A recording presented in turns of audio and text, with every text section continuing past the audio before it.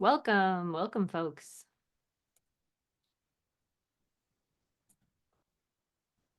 Great to have you here today. I would like to introduce our guest today. So with me today is Debbie Levitt, the author of Life After Tech.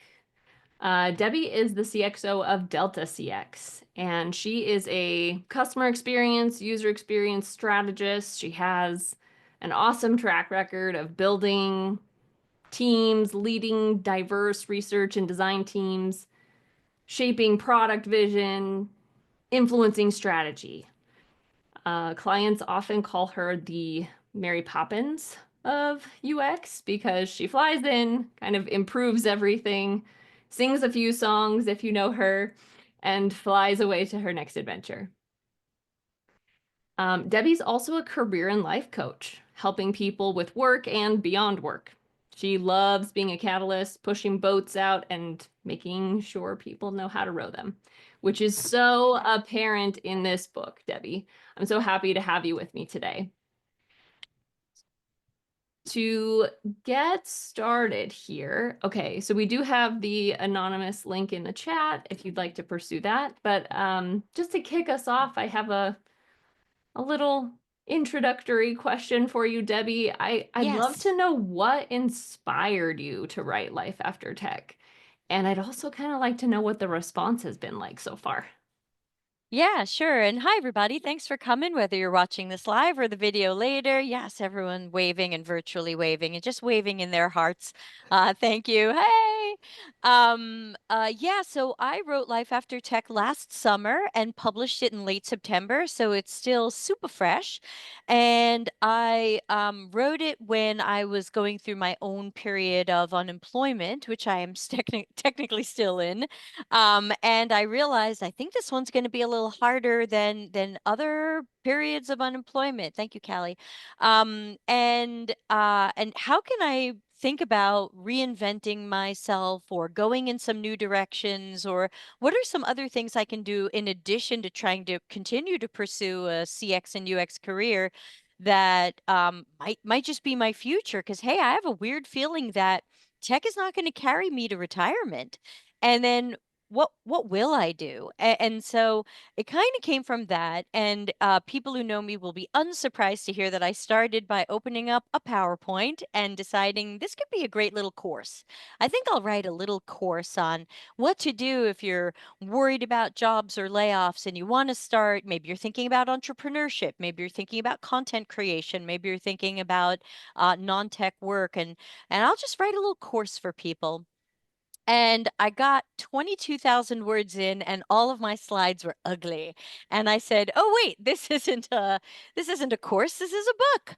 And so I just did a nice copy paste of 22,000 words into Microsoft Word, hashtag not sponsored, and put on my dictation headset and kept writing. And that's how it turned into a book. It was really like, as I go through my own process with this and do some introspection, can I come up with a framework? Can I come up with a path? Can I come up with exercises people could do where they could find their own paths? And so it really came from that. The response to the book is strange and unexpected, I must admit. I'm usually good at predicting stuff, and I got this one wrong. I really thought people would be all over it, and I find that people are afraid of it. My previous book, some of you might know, Customers Know You Suck, which is about improving customer centricity.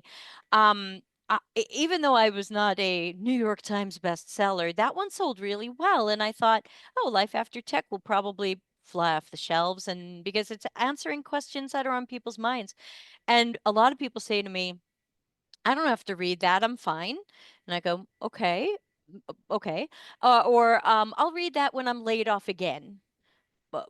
Okay. Sure. Um, okay. Or I get, I don't want to leave tech. Why would you make me leave tech? Oh, I'm not making you do anything. And so I would love for you to stay in tech, but tech's gotten a little uglier lately. And so I think of it as a book about career planning and introspection. There's nothing in the book that says leave tech. There's nothing in the book that says you can't work in tech. I'm still trying to work in tech. Yeah, future proofing is right, as someone in the chat says. And so it's really about planning whether or not you act on it now. I mean, for to reveal something personal about myself that some of you already know because I've mentioned it on my YouTube show. I am the only person I know who needed a prenup agreement during a divorce and had it.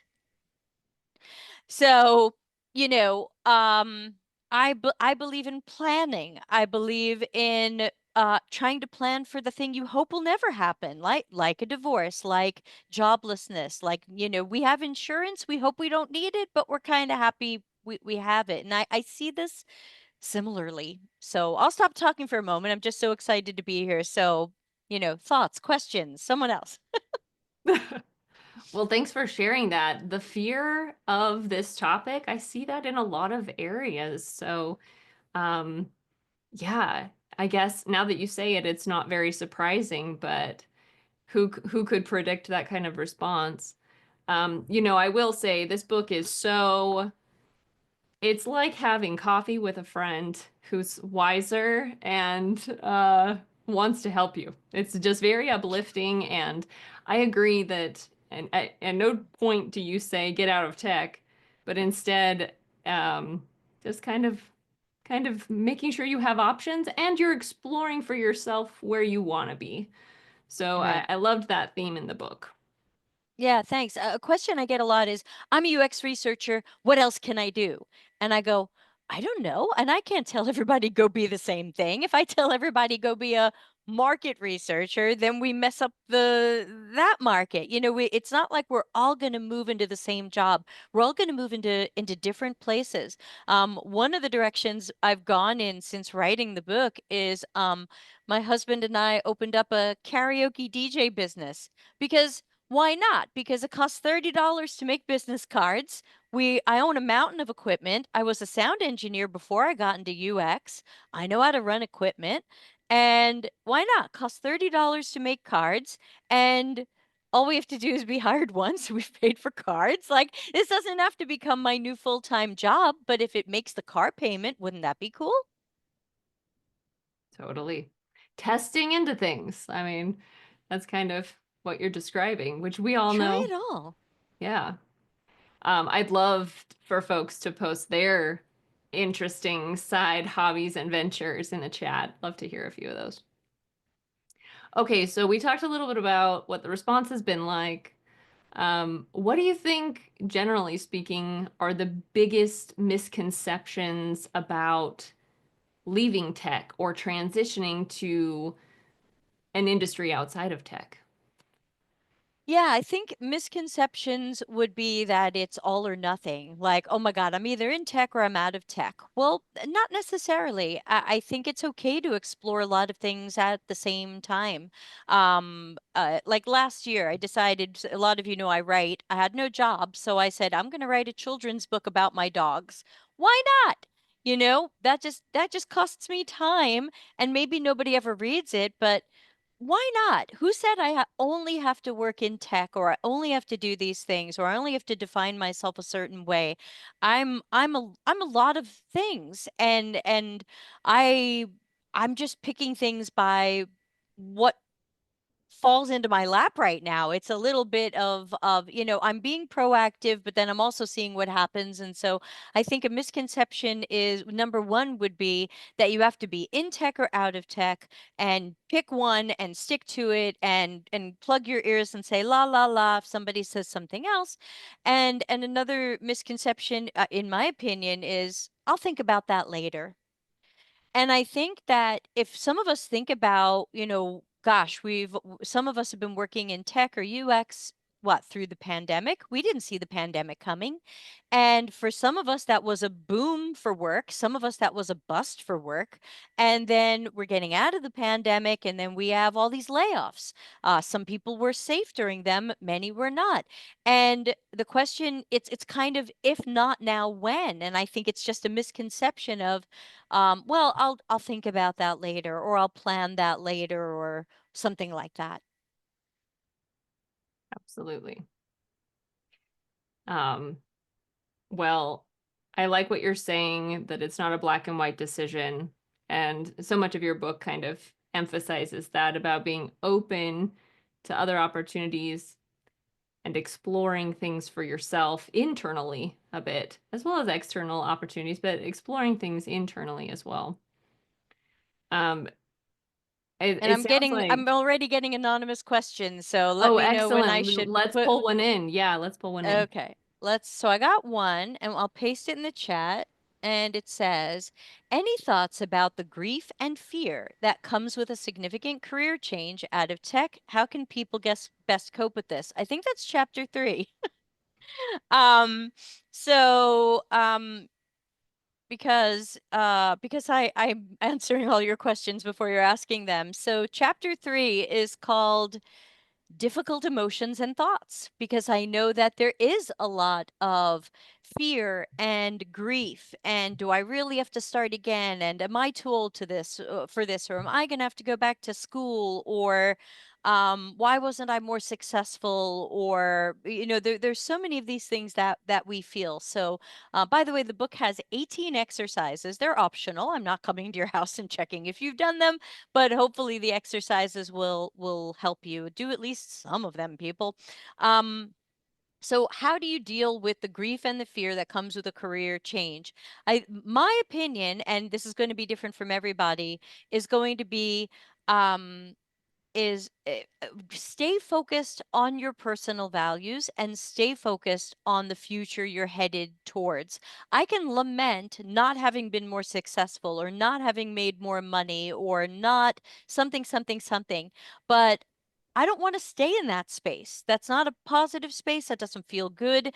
And last year, I went through a lot of grief and a lot of fear, especially leading to writing the book and through writing the book. And I still have some of it sometimes because I still don't have a job. And I have a little bit of freelance work, but I don't have a job. And so I can't say. But I think that we have to stay focused on what's coming next and our ability to be problem solvers. I think we're going to be we could be far ahead of this. We could get ahead of this, and I'd rather turn that grief and fear into action.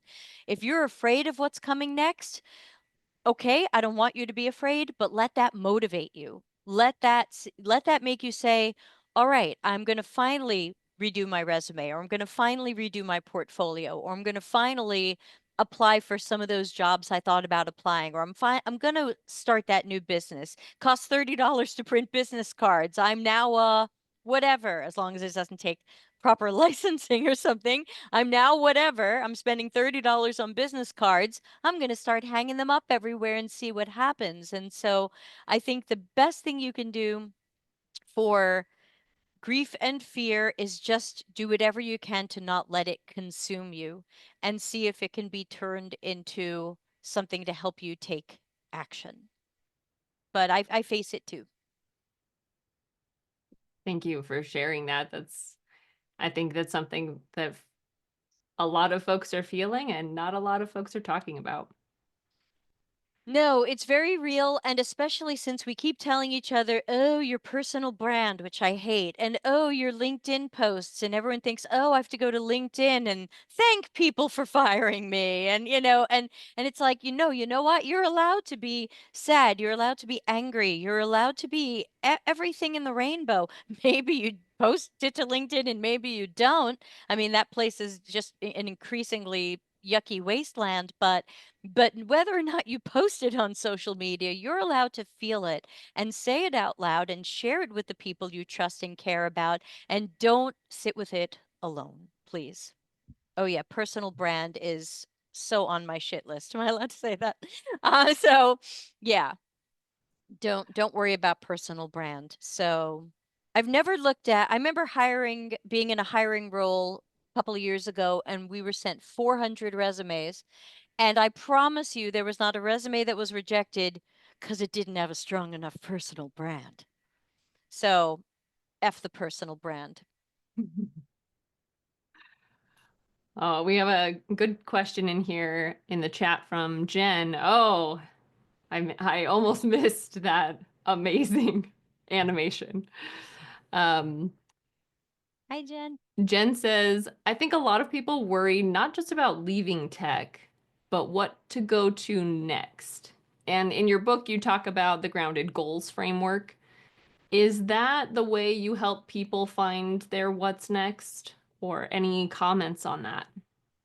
Yeah, so and we got a couple more anonymous ones coming in, so thanks to people getting involved in that. So in the book we have the large version of the framework I call the Phoenix Flight Plan because you are the Phoenix. Thank you to the person who's here and named themselves Phoenix. So you are the Phoenix, and the Phoenix Flight Plan is kind of the steps and exercises that I've walked through and some of my editors gave a try. So hopefully it's a good model. And then the grounded goals framework was my attempt to replace the completely fake and evil ikigai, which turns out isn't even ikigai. And so I wanted to blast that out of the known universe and replace it with something that was just a little bit more grounded. And so, oh God, now I forgot the question. What was the question again? The question is finding that what's next. And Yeah, you're talking about the grounded frame. yeah, the grounded goals framework basically says like, look, your job does not have to be your life's passion. It doesn't have to be your calling. When we think about fake ikigai, it's really a bad Venn diagram, or it's technically a good Venn diagram, but it tells you that your work has to be something you are good at, something you'll get paid for, your life's passion, and you have to like save the world while you're at it. And I think that even though this is often trotted out on LinkedIn and passed around from HR, I think it is something that is potentially, if not actually, damaging because it leaves us with the whole, hey, why aren't you following your personal passions? Why aren't you following your life calling? And so what's my personal passions? Some of you already know, probably the number one passion in my life is singing. Um, I have a degree in music. I am a singer. I had a career in the music business before I was in UX. And but guess what? No one, thank you, Nicole. No one will pay me to sing. No one yet. It hasn't happened. I don't expect it to happen. I've made $2 on Twitch so far, and I knew the person who gave me the $2. And so, I don't expect singing or music to ever be a serious full-time or side income. But you know what? It's my passion. And if I can find even a little bit of freelance work or a karaoke gig or something, I will at least have some money in the bank so that I have less grief and fear, so that I can really enjoy singing and my music. And so I don't want to tell everybody, oh my God, just follow your passion. I think that's not great advice. It will work for some of us. And I'll get to live out a little bit of that as a karaoke DJ, but most of you know that a karaoke DJ is not the star of the show. The people attending the party are. So, I might not even sing a thing. So, the grounded goals framework is really just there to remind us that work is a transaction. It is labor. We do labor, we get paid. And we just want to make sure that where possible, we don't hate our work, but it might not change the world. It might not be your life's calling. One of the things I mentioned in the book is like thinking about a lot of the UX work. If many of you are from UX or tech, sometimes we've been asked to do extremely bizarre or foolish things at work. Let's move this button 2 pixels until the numbers go up. And you did your best, right? Was that your life's calling? Was that your passion? Did you change the world? No, but you did it anyway. You did the best you could. You rolled your eyes a lot and you collected the paycheck. And that's okay. And I give people permission in case you needed it, because you don't need it from me, you need it from yourself, to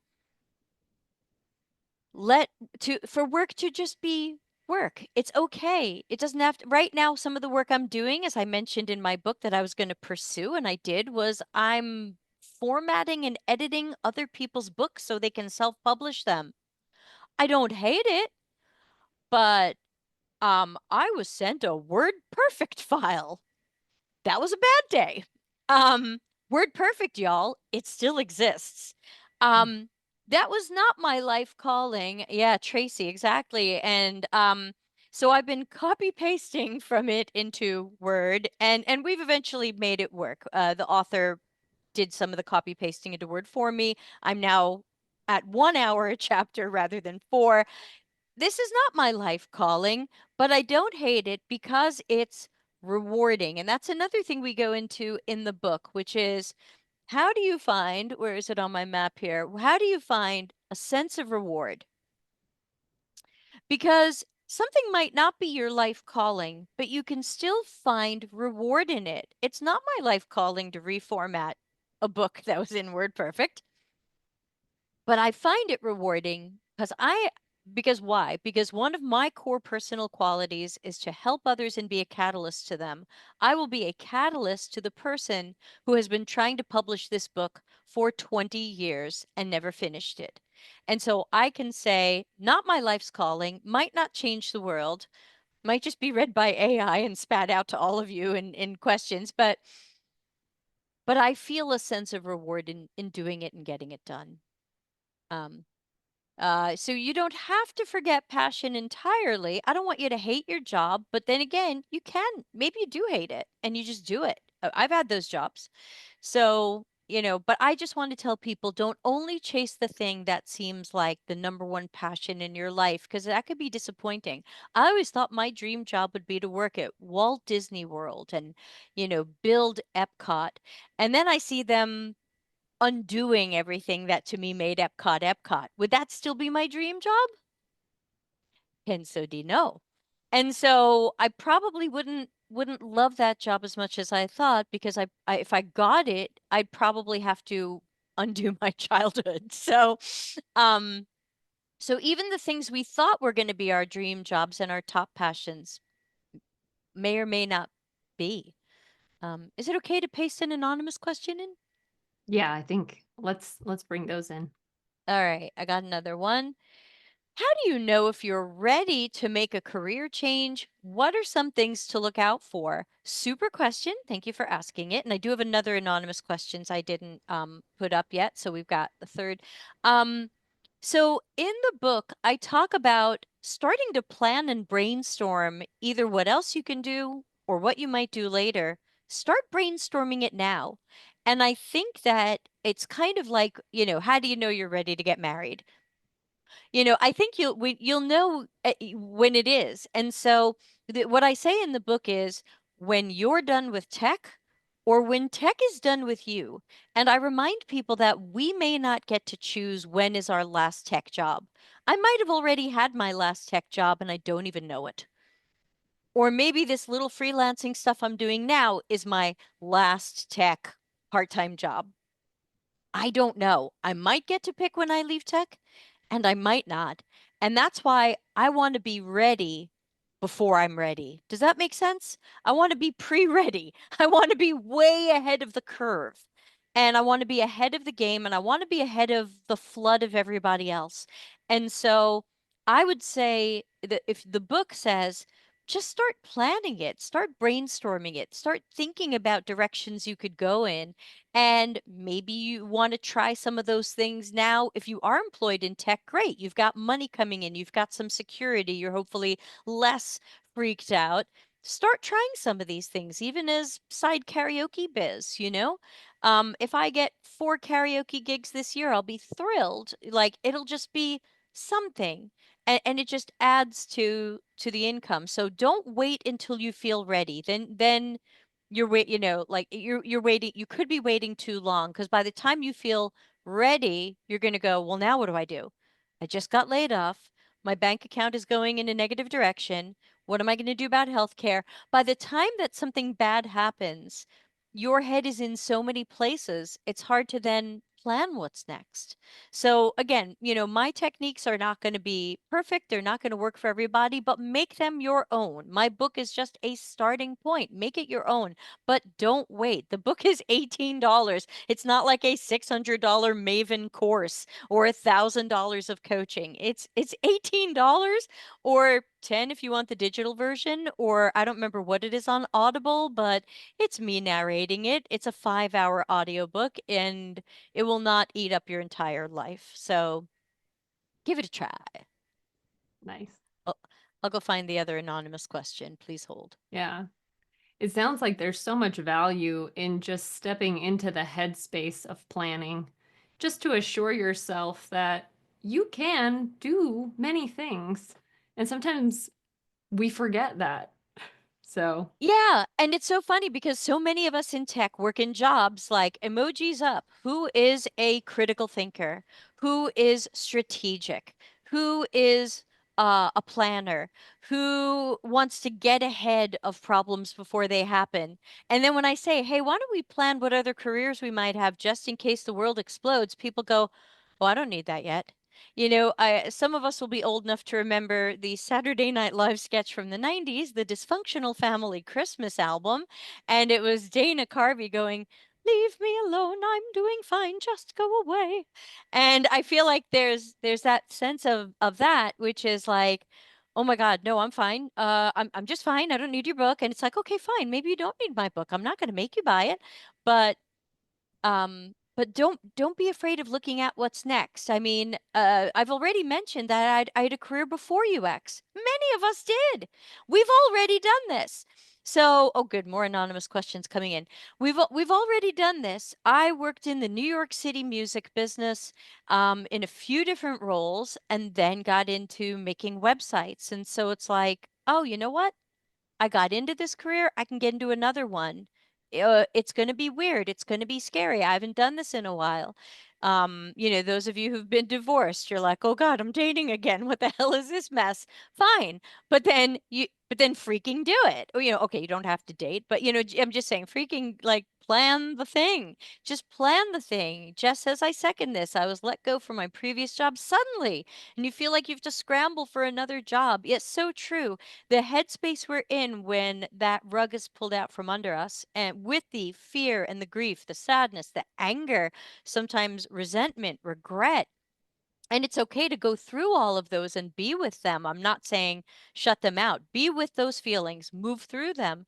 But when you are feeling a little bit better, then say, "Okay, now what?" But also good to have some now what before that happens. I was lucky in that the last job I had, they had been telling me all along, "We're going to have budget for you for another year. We're going to have for you for another year." 2 months before my contract was up, they said, "Oh, we're going to have no budget for everybody. Every contractor is going." So I had a 2 month heads up. But I started interviewing, but I still haven't found a full-time job, and I still apply. I'm available. I still apply, but it's not happening yet. And part of that is because I have to be remote only. And so what worked really well for me in the pandemic and made me a superstar is now not going so well. So I need new ideas, like being the hottest local karaoke DJ in northeastern Sardinia. Let me put up another anonymous question. And Danielle, if you had some questions prepared, if you want to ask any of them, we could mix them no, in I and want to out. keep going with the Okay. audience questions. Sure, Yeah. sure. This one says, "As UX people, we have skills like problem solving, deep thinking, and critical thinking. Does this give us any special advantages outside of tech?" My gut reaction to that is only if you use them. you know, like, like, uh, yes, but I'm watching people put head in sand and go, "Reality's not happening. AI will never take my job." And I go, "Oh, I have bad news for you. Someone or something might take your job. If it's not AI, it could be product managers." So I think that we must use those, and my book inspires you to use those. I want you to be a problem solver. I want you to be a deep thinker, critical thinker, systems thinker, whatever works for you and matches your strengths. Use those to plan. You are smart, you are strategic, you can plan a thing. You know that a good process can help you get somewhere. You might like a framework. Use it. So, does that give you a special advantage outside of tech? It depends where you're going. Does problem solving, deep thinking, and critical thinking help me be a karaoke DJ? not as much as one might hope. Um, and so maybe there are some things that I'm moving into where I do need that. If I'm moving more into life coaching, which I'm hoping to move more into, yes, I need to be those things. I need to do those things. I need to be agnostic. I need to ask curious questions. I need to help a person find their own path without leading them down that path. We do that a lot as UX researchers. And that to me is an example of a skills transfer that a lot of people don't even think about. In my book, I talk about skills transfer, and I say, like, I had AI try to tell me what careers to go into, and Google had a tool. I'm not sure it still exists, called Career Dreamer. And it was like, oh, based on your skills, we think you should be everyone ready? Don't drink any liquids while I tell you this, a water resource manager. Yeah, Tracy, that's how I felt. And so I was just like, uh, what does it take to become a water resource manager? That sounds like a job where you have to be on site. I'm still way out here. I'm not coming to your site. Like everything is wrong with this. And so I want to my book encourages you to get away from what are my skills? Because if we only look at things from a perspective of skills, first of all, there's 5,000 other career books you can read that are going to go skills, go find your skills. And then you're going to make some small move. Hey, I'm a UX researcher. Maybe I can be a market researcher. Or, hey, maybe I'll go into or back into academia. Or, we end up, I think we end up thinking much smaller. Whereas you read the book, you find out I'm looking at formatting books, being a life coach.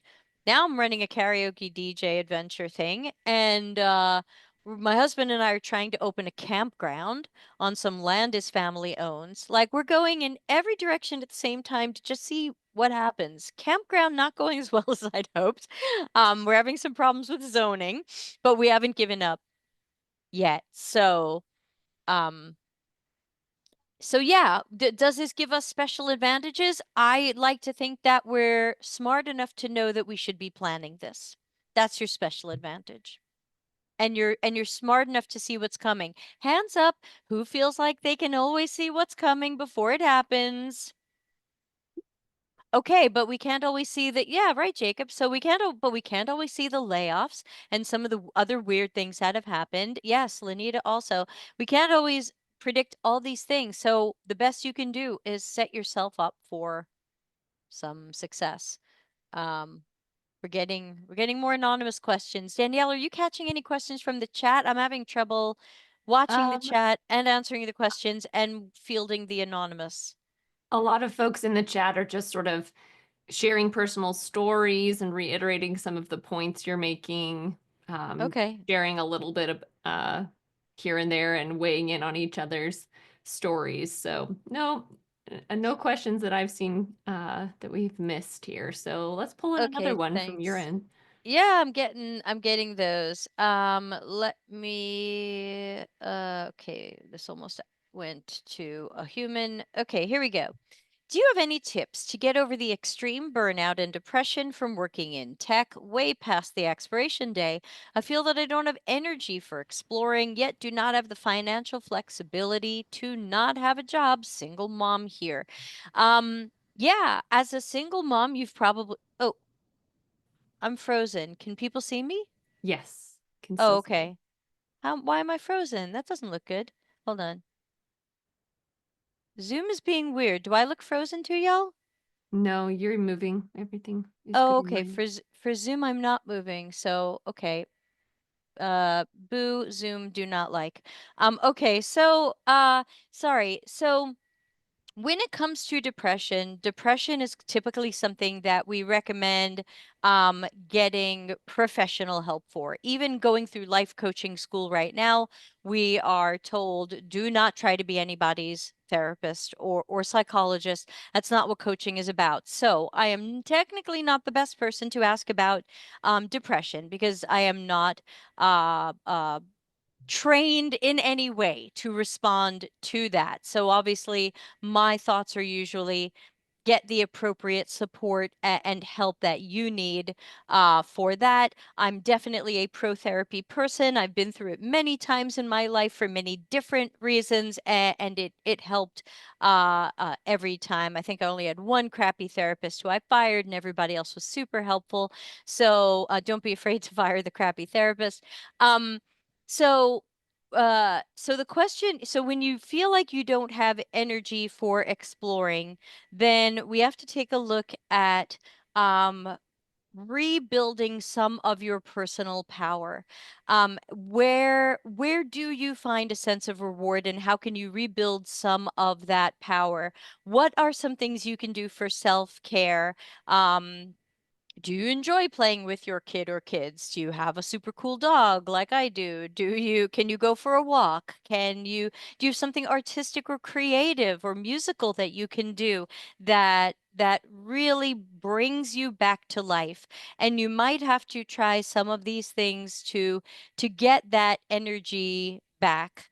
But you're far from alone. I don't have to tell you that. Everybody faces that. The suck on our energy is tremendous, and I think it's because of how much we define ourselves partially by our work or our perceived employability, and then secondarily all the fears about money and future and things like that. So I think that trying to come up with a way to get some sort of work coming in, whether it's part-time or freelance or regular job or slinging coffees or putting on karaoke shows or mowing people's lawns or out here cleaning houses pays surprisingly well. What can people do that matches their physical abilities and their energy that gets you something, because then we can feel that we had a small win, and that small win can help us build off of that and build off of that energy. And so for me, I was a tremendous mess last year, and it only turned around in late in last year when I started going to coaching school and felt like there is going to be a light at the end of the tunnel, and got a little bit of freelance work. Again, not enough to live on or retire on, but got a little bit of freelance work. And these were just enough, even though it was freelance work at a lower rate than I'm used to being paid. Okay, I'm going to keep working. I'm going to keep getting paid. And it was enough to make me feel like um I had more energy to to then put back into the system. You know what I mean? Totally. So I thank you did for that. have one question that I missed. I wanted to call Yeah, this one out. please. So outside of tech, there are a lot of normal people. Um, Nicole says, I didn't realize this until I left.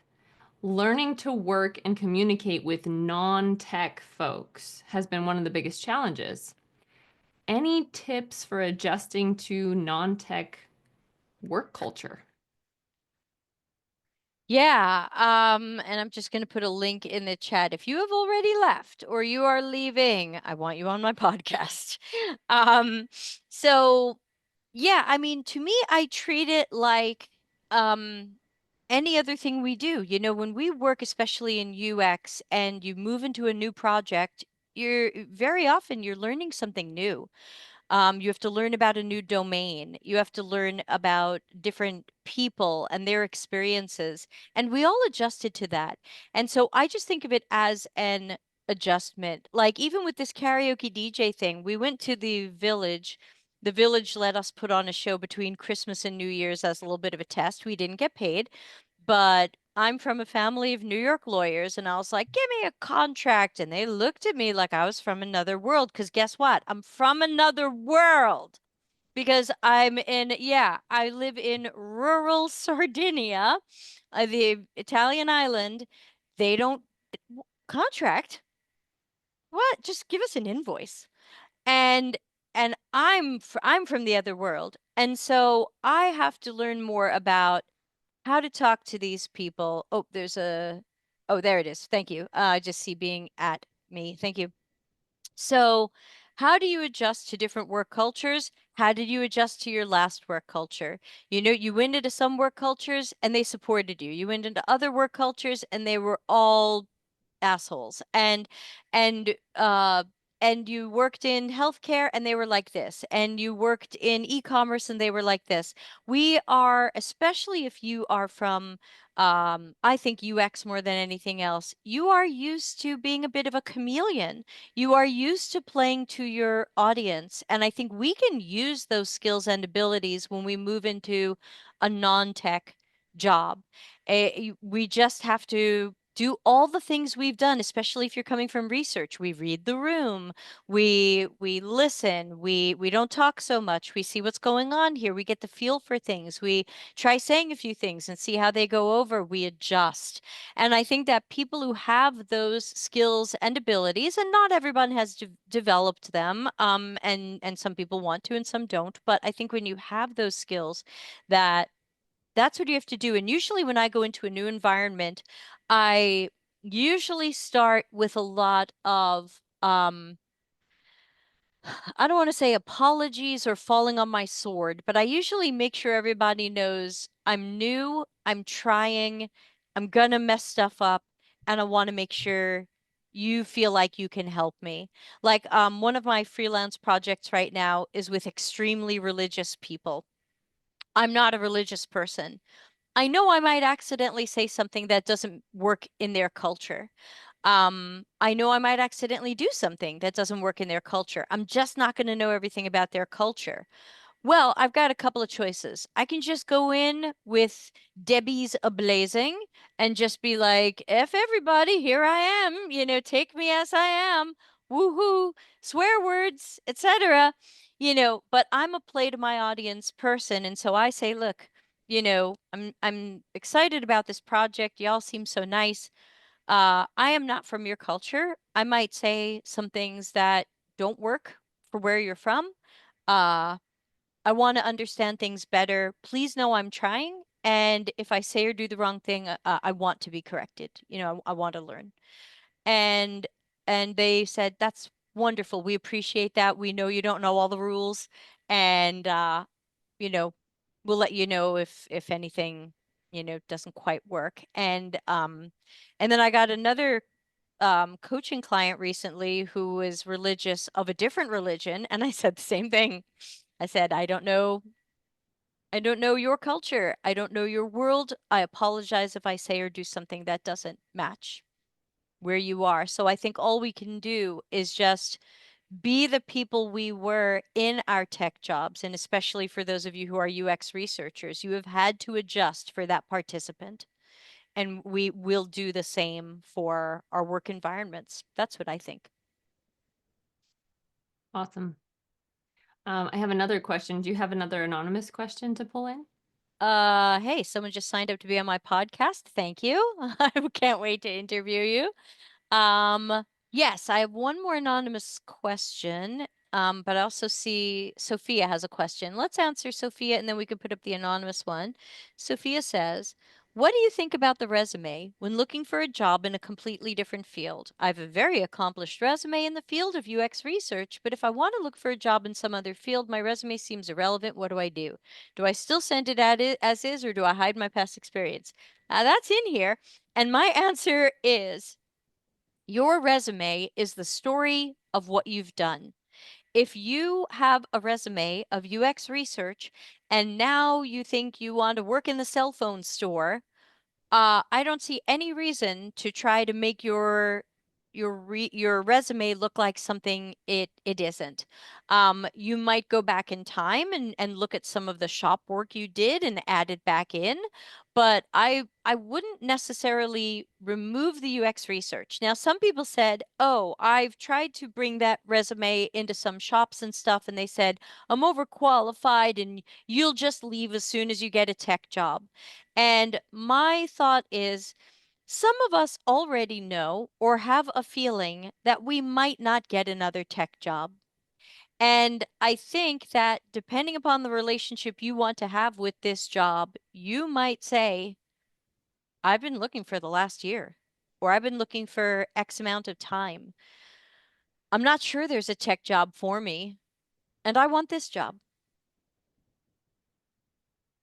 And I think that we just have to think about what, all of us, again, especially if you're coming from things like UX, which maybe not everyone here is, but we are usually storytellers. What story are you telling? And so I want to tell the story of, sure, I've done all this tech work, but I'll format your book, or I'll run your karaoke show. Like, okay, so I haven't applied to clean houses or to another job that would look at my resume, like a shop worker or something like that. But I wouldn't be afraid. I would put at the top of the resume, uh, worked in tech many years and now transitioning out of it. After two layoffs and a partridge in a pear tree, tech and I have broken up, and I want this job. And just think about that, because I don't want anyone to be dishonest about their story. And I know we're going to face the idea of, oh, you're overqualified. You're overqualified to flip burgers. And that is going to block some people, but it's all about that storytelling. And so, can you tell the story of, I want the job, I need the job, tech doesn't seem to want me, or I don't want it. Like, I'm sometimes surprised, especially when some people are laid off and they tell me some of their stories, and it's like endless carnage. It's like, oh yeah, and at that job I was abused by that person, and at this job we were gaslit and abused by this person, and I'm still dealing with burnout and going to therapy because of this VP of product at this job, and I want another tech job. And I go, are you sure? You're not making it sound so good. And so, yeah, Claire says, I took 9 months off from work to be a barista. Lots of pros and cons. Yeah, there are so many people who say that. There's actually a subchapter in the book of, I want to open a cafe, because I heard so many of you say, I'm going to open a cafe. It's like, are you sure? Um, so what do you mean when you say tech job? I was a UXer in an IT department. I never thought of it as a tech job. Congratulations, you work in technology. So, yeah, I mean, to me, tech, I mean, the book is for people who don't work in tech. Just skip chapter 2, because chapter 2 is, why does working in tech suck? If you've never worked in tech, or you don't think you work in tech, just don't read chapter 2. I dare you. But the rest of it is still relevant and is still a set of techniques that you can use. So I can't promise you that anybody is going to get, we have someone in our online community right now who is applying to, um, what they are describing as bad jobs, and normal jobs and non-tech jobs, and they're saying, even I can't even get in here. And we're just gonna have to try lots of things, and we'll eventually find something, but I can't say what it'll be or when. It's just too wacky out there. We got a anonymous question. Is the writing on the wall for UX that we just need to transition into product roles? PMs and product data analysts. Is crossing to the dark side inevitable? Oops, I lost my paste. How do we transition gracefully? So, in my opinion, and people are welcome to disagree, in my opinion, the time for UX to transition into product roles was at least 2 or 3 years ago. I think that we are less likely to be able to do that right now, because most product manager jobs expect product management experience, which many of us don't have. And many of them will say, you must have shipped a product from 0 to 1 or something like that. So a lot of product roles, and you're welcome to look at them, um, we don't qualify for. And I recommend only applying to the jobs that you qualify for. Apply to every job you qualify for, but only apply to the jobs you qualify for. And as soon as I see a product manager job that says, we want you to have shipped a product 0 to 1, I say, I'm not going to apply for that, because even if I think I can do the job, or I've done some things like it, or it's a natural transition for me, I'm not going to pass that interview. If they say, tell me about that time you shipped a product 0 to 1, I'm going to go, I have many skills. So I don't, I kind of am, I look at a job description and I say, can I successfully make it through an interview? if they ask me about this, because I can do this and I have done it. Remember, years, those of us who are of a certain age, remember when we got jobs because we could do something and they believed in us even if we hadn't done it. That is rarer now. Now people get turned down for granular microscopic reasons. You check 99 out of 100 boxes, we need all 100. And so we are less likely to get that product management job when we haven't had that product management job, just like it's hard for people to get into UX because an internship wants a year of experience. And if you look at a lot of PM jobs, they want years of experience. Same other people have said to me, Debbie, you've done so many different research and design and problem solving and change management. Why don't you apply for service designer jobs? Because service designer jobs expect to see a portfolio with a traditional service design project end to end. I don't have that. I have all the skills that should go into service design. I believe I can do a service design project, but I cannot tell you the story of an end-to-end service design project. And so I don't apply to those jobs. And people say, oh, you're just being negative or you're just blocking yourself from whatever. No, I don't want to bother applying for the thing that I'm unlikely to get interviewed for, especially if it means now Nicole or Tracy or Jess or somebody doesn't, their resume never gets seen because I piled my bullshit onto the pile. Like, to me, that's the ultimate hashtag empathy is I'm not going to apply to something I don't qualify for because I want your resume to be seen. That's the least I can do, I think. So that's how I feel about that. And that was yeah, I forgot the question. Did I paste the anonymous question? We had an anonymous question. Oh, that was it. You, yeah, Yeah. you did. So I think so that was the question. I pasted it again because I couldn't find it. Um, if you can transition into PM and product data, go ahead. If you can get paid to do it and you can get the job, please do. If it says product manager and it's secretly all UX, do it. If it says change management strategist, do it.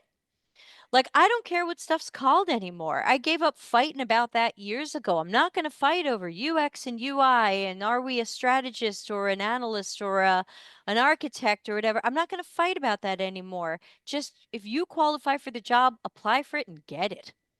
And if it wants lots of UX things and it says product manager, please take that job. So, if you can do it, do it. But I don't even apply for a lot of these because they say, oh, we expect you to have 4 years as a product manager. I have 6 months. So officially on paper. And so, and that's it. And then, the second half of the question was, is crossing to the dark side inevitable? No, because product managers don't know who they are. Is anybody else? I'm connected to a zillion product managers on LinkedIn. I'm not hanging out on LinkedIn much anymore. I don't like it. But the product managers are all fighting amongst themselves about who are we? Do they need us? All these product leaders are showing up at conferences saying, oh my God, you have to take over everybody's jobs. Do the UX, do the UI, do the research, do the coding, tap dance your way into being the last hireable person on the planet. And that's what product managers are going through. Product managers are reporting that they are order takers from product VPs. They don't get to think critically. They don't get to be strategic. They're told, make a thing. Now, that's not going to be universal, but that's going to be some or many of them. So even even that is not some sort of dreamy transition. Those people are all fighting amongst themselves on who are we and does anybody need us? Miro is building an AI that replaces product managers. Figma is building an AI that replaces designers. Sure, if you can transition into something, please do. But also note that it might not be there for you in X years when it becomes somebody else's turf or it becomes mostly or Mhm. wholly AI turf. Yes, I think on many people's minds these days, for sure. Um, it looks like there maybe are a few questions here and there in the chat. We are at time. Oh Debbie, no, I just let's want stay to longer. Um, I'll totally keep you for longer, and folks can hang out, and we can answer those remaining questions. Sure, I'll stay longer.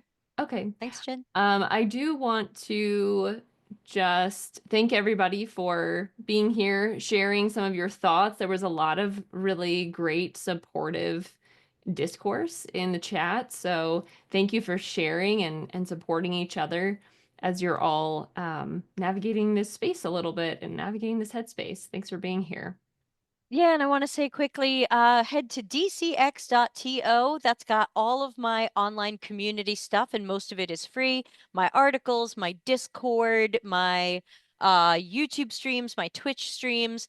Almost everything I'm doing right now is completely free, no charge, and no heavy sales pitch other than, "Hi, would you like to buy an $18 book?" And so, please, I hope everybody will join the Discord. We've got 400 people there now, and some of them are staying in tech, leaving tech, figuring out what to do next, having crappy interviews. It's everybody going in every direction. And so, my new slogan for my online community is, I'm supporting your life and work paths. No matter where those paths are going, I just want to support your life's and works paths. One thing I will call out, it was actually Allison's question. So for those of us who have a single source of income and folks to support, what can we do to find quick resources to perhaps get us by while we're figuring out the next big career move? For example, I'm trying to find freelance work, but even that is so saturated right now. So quick Yeah, resources. it's hard because I can't be like, "Oh yeah, everybody become a market researcher." And so I don't think and also I think the idea that we wish we had a quick resource also reminds us of the importance of that earlier planning. And so I don't have a great thing to say, other than some resources are what's going on in your community. Some people might need to lean on their community uh a bit, but I think that my thought when last year when I felt really nervous and afraid was I could always just clean houses, and it's like it's kind of a question of what can you do that brings in some money, but I can't say everybody go clean houses or everybody be a barista or everybody babysit or everybody become a dog walker or an electrician. I can't just say everybody do that. I can only say that for many of us, we're going to have to look at jobs or work or part-time things that pay a lot less than we're used to, and that's going to mess with your head. It's going to mess with your pride. And I think that's just the direction for many things is for unfortunately being paid less. So I don't have a specific resource for any of that other than just, looking for what your community needs and seeing if you can get into that. Sorry, not a great answer. Well, the book facilitates that journey as well, I believe.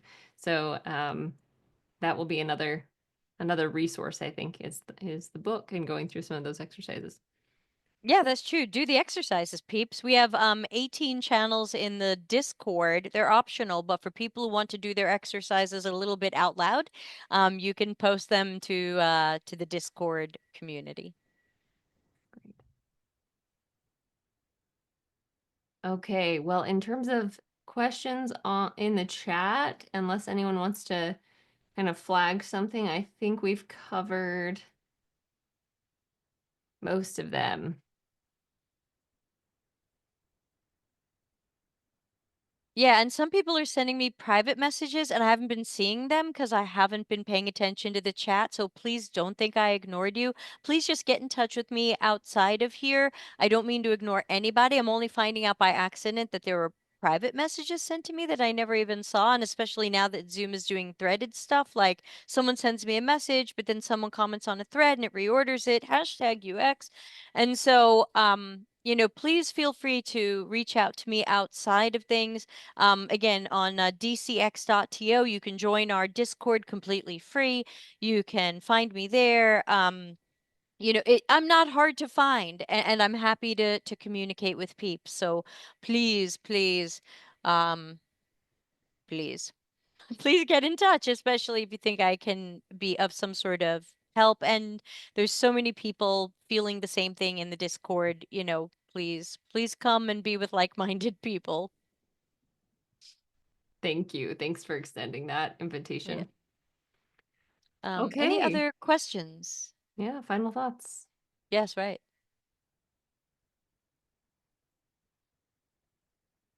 Uh, yeah, tutoring, sure. Someone asked if like I could teach English. Maybe wherever you are, you can teach another language you know. I mean, like start with the things you can do. Like for us, being a karaoke DJ was fast and easy. We put that together in a week. Because I had a mountain of equipment. We ordered a couple of missing pieces of equipment. We accidentally, the village overheard that we were planning a karaoke party at our house to announce the business, and they asked us to do it in the piazza instead. And we were like, okay. And so whatever that, that was equipment we already had with skills we already had. It's low hanging fruit. Karaoke's not that popular here. Will we get a lot of gigs? Maybe not. But I had the equipment anyway. And all we have to do is throw it in the car and shake our butts. So, like think about what you can do that you can throw together relatively quickly. And think about missed opportunities for income. Like my husband runs his own company making WordPress websites, and a lot of people doing that make websites, but also do website maintenance plans where you're being paid monthly or yearly to do certain maintenance tasks. And he wasn't doing that. And I was like, you're leaving that money on that table. So, sometimes just finding new services you can offer um, can be a thing. I decided I'm going to help people self-publish books. I got two clients. One I'm doing as barter, and one is paying me money. But remember barter, everybody. It's a thing. It can work. It can be good. Yeah, barter is a great way to go. And if you get super curious, you can look up the history of barter on Sardinia. They have a barter-based currency that my husband used to be involved in but isn't a part of now. But yeah, this is the kind of place where, hey, I've got zucchini and you've got a sheep. So, but yeah, barter works too. Barter works in a lot of different ways, and be open to that. Okay, it might not pay the rent, but unless you can do a website for your landlord.